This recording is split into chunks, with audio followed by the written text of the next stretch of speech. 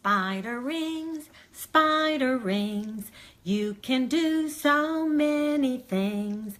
Spider rings and bat rings, learning and playful things. Hooray, hooray for spider rings.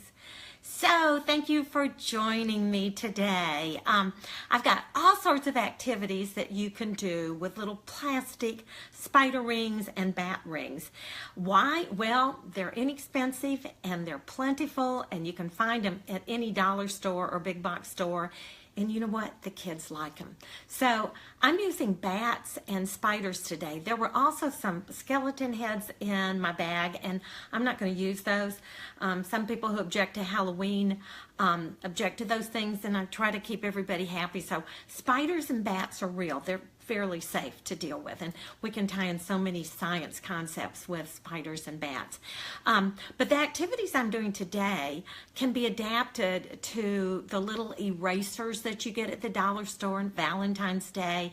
They can be adapted to so many of the little toys and things that you find at the dollar store or party favors. So think about how you could adapt these for different holidays. Now, just to get started, I cut the back off the rings because they're a little less bulky. I just took my scissors and cut the back off, and they're a little bit easier to manipulate and deal with if you have them like that. So I've got math, I've got science, I've got arts and crafts, I've got cooking. Let's get started. So one thing that you can do with the little bat and spider rings is have the children sort them and then ask them their sorting rule, and you sort them another way. And for the younger children, just to make sets that you can download a spider web off the internet and put different numbers on here, or let them roll a die and then put that many spiders on the web. For some of your older children, you could use the spider web to do addition and subtraction problems. You could also give them a set number of bats and the picture of an old dead tree, and like this one, you could give them 7 bats, and how many different combinations can you make out of your 7 bats. And then you can also use the bats and spiders for some patterning activities. Now, for the younger children, you could go ahead and draw the pattern, and they could just simply put the objects on top, matching by color, and then extend it. And then for the older children, they could make up their own pattern and then write it out or have their friends guess what pattern that they use for the bats. One of my favorite games, and this is from Carolyn Kozlowski, this is one she taught me, it's called Fill the Cup. And so the children take a cup and they take a die, or 2 dice if you want them to work on addition, and they do this with a partner or maybe 3 or 4 kids, and they roll the die, and then they take that number of objects and put it in the cup, and you see who can fill their cup first. Fill the cup, and then if you've got more time, you can keep rolling the die and see who can empty their cup first. But Carolyn says it's a great game that her kids love. Another thing that you can do with this, you could do some estimation activities. So if you took like 3 or 4 or 5 cups, and I would put letters on the cup and put different amounts in here, and then the children have an answer sheet that says guess and check. So they would take like cup number 1, they would guess how many things are in the cup and write their guess here, and then they would dump them out and count them to confirm and write the right answer there. And then they could even put an inequality sign in between. Did you guess greater than or less than, or did you guess the equal amount? So this could be used, with primary grade children, or you could use smaller number of objects with the younger children. Another math activity that you can do is, so what is missing? So I just made a little bat cave, turned a bowl upside down and put a little entrance in it, and I would lay out my bats, and we would count how many bats we have, and then I would have the children hide your eyes, because some of the bats are going to fly in the cave. Hide your eyes, no peeping. And I would take some of the bats and hide them in the cave. And then the children have to determine the number of bats that are hiding in the cave, and then they can look and confirm their guess. So it's just a good way to do the missing add-in, or different ways that you can make a number. Now, I've got some crafts to share with you. Weaving, and very few children actually get to weave anymore, but this is a weaving activity that even young children can do. It's really good for small motor. So you just cut slits in a paper plate, and then you give them a piece of yarn, and they weave in and out. There's no right or wrong way to do this. Another craft activity is to make a little spider. Now this one is kind of a teacher activity. If you like to make stuff, you'll have fun making this spider. You just staple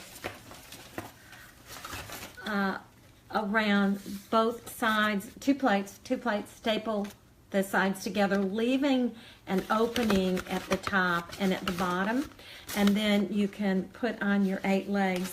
And if you draw a little face on a puppet, you can stick it through the holes in the top and the bottom of the plate, and you have a little spider puppet. And I love puppets.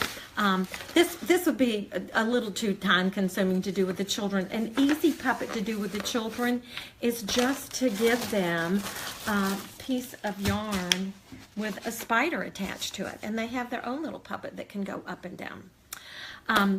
Cooking activities. One of my favorite ones that we used to do is called spider soup. So I would tell Madam, we're going to have a spider soup. Oh, just wait till Friday.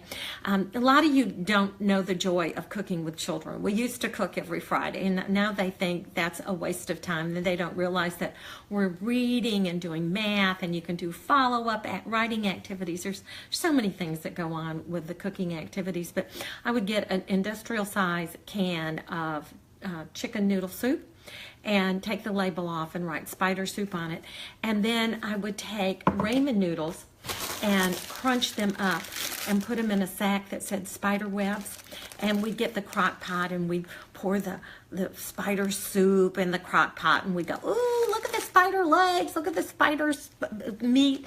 And then we'd pour the noodles in, and ooh, look at the spider webs, and just heat it up in the crock pot, and I'd just serve them just a little, cup with spider soup, and they love to eat it.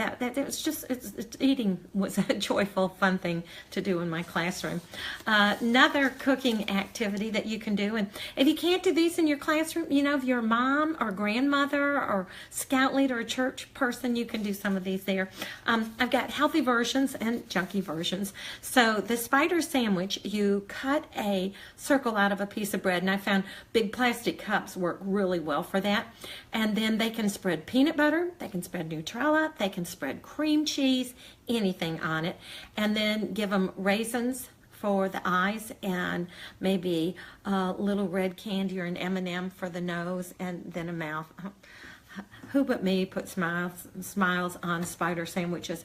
And then for the legs of the spider sandwich, you can use carrot sticks, you can use Cheetos, you can use pretzels, you can use whatever you want.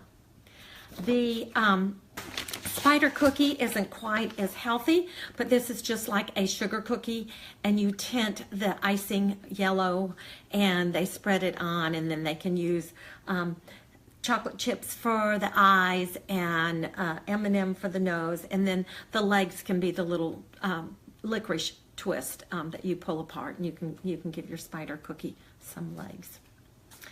Another easy activity to tie in spiders is with Play-Doh, and then you just cut sections out of pipe cleaners, and the children make their spider. And you talk about the spider's body has 2 sections to it, and then they can put the legs in their spider, and they can fix them funny, or you could even, let them name their spider and then write a story about it. There's all sorts of extension activities. If you've been to my workshops before, I always talk about my favorite professor, Wood Smethurst at Emory University, used to say, if you want to catch a rabbit, you have to have a rabbit trap. Well, these things are rabbit traps. They engage children.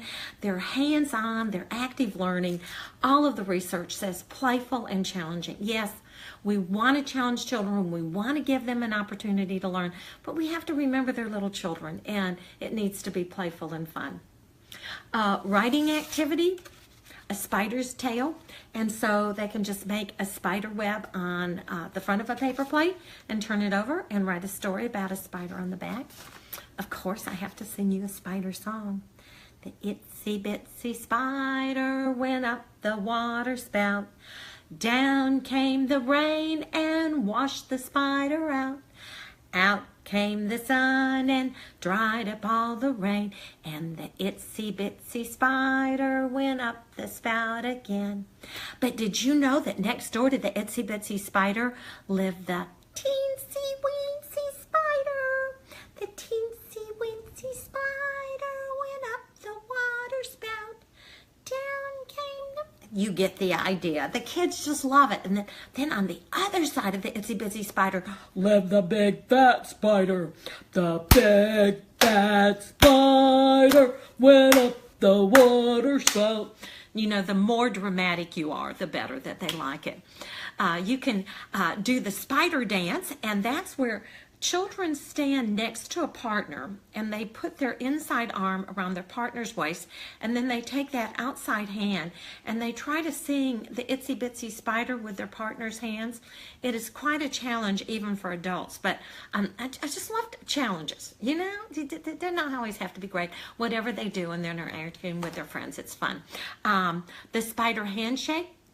Everybody holds up 4 fingers and you intertwine your fingers with theirs. There's the spider handshake, or the spider applause, and we just take the tips of all our fingers and do the spider applause, and that's a nice quiet applause. Some other activities that I have to share with you about bats and spiders. Oh, I even have a riddle. What kind of bats fly around the school at night? Alphabets. Okay, so I mentioned tying in science, and you know, how can we find out about spiders? You know, what can we do? Ask them. Where do you go when you need to know? And they'll say the internet. That's one way we can find out. How else can we find out about spiders? We can go to the library and get a book. We can ask our mom and dad. We can ask our friends. Think of all the different ways that you can get information. And visual graphics are great. So if you were studying about spiders, you could let them make a spider graph and write facts about spiders on the ends of the legs. Of course, you know about KWL. You could even do some phonological awareness for bats. Put at in the middle and then do a tic-tac-toe frame, and they write different endings there. You could let the children do a survey. What do you like better, bats or spiders?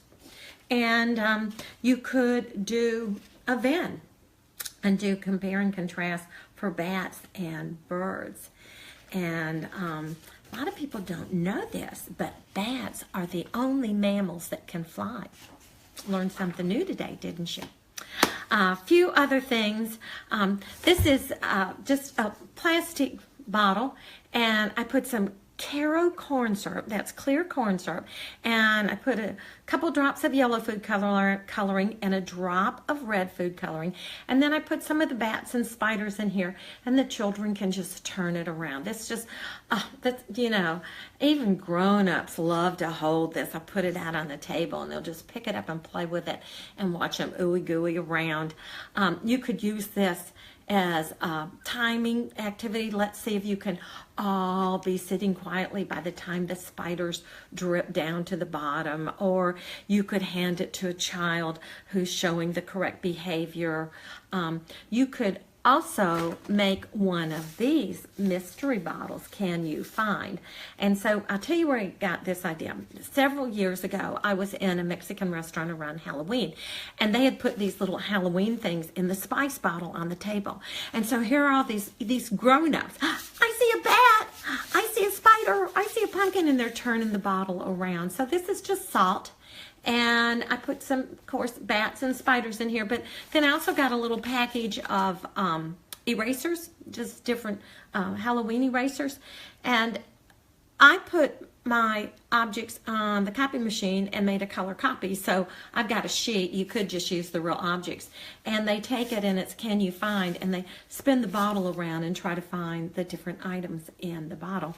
You could also use this for an oral language activity for the younger children. You take this and you pass it around, and the first child says, I spy a spider. And then the second one says, I spy a, and something else. Helps them learn to speak in a complete sentence. For older children, have them add on each time. So, I spy a spider. I spy a spider and a bat. I spy a spider and a bat and a pumpkin. So, each person has to remember what the previous person said, add to it. You could also use this as a story starter for the older kids, that they write a story about the objects that they see in the bottle, or they could make a list of all of the things that they see in the bottle. Well, my time's about up. I've been told to just keep this to 15 minutes. So I want to thank you for joining me. If you haven't checked out our October Happies, Carolyn Kozlowski is my favorite person in the world. She just has such amazing ideas. And we've got this packet with 17 songs and over 100 pages of classroom management ideas and pretsies and videos and books children can make, and finger plays and classroom literacy, math, science, all sorts of activities. You can get the free preview if you go to drjean.org, drjean.org. You can also find all of these ideas on my blog, drjeanandfriends.blogspot.com, and happiesforteachers.com, H-A-P-E-I-E-S for teachers.blog. Sorry, messed that up. So thank you for joining me, and I will end with just a little song about the 5 days of Halloween. On the first day of Halloween, my monster gave to me a bat in an old dead tree. On the second day of Halloween, my monster gave to me 2 creepy spiders and a bat in an old dead tree. And that's just the beginning of a song that you'll find in our October Happy. So take care. God bless. Have a good night. And don't remember to just have a little bit more fun in your classroom. Bye now.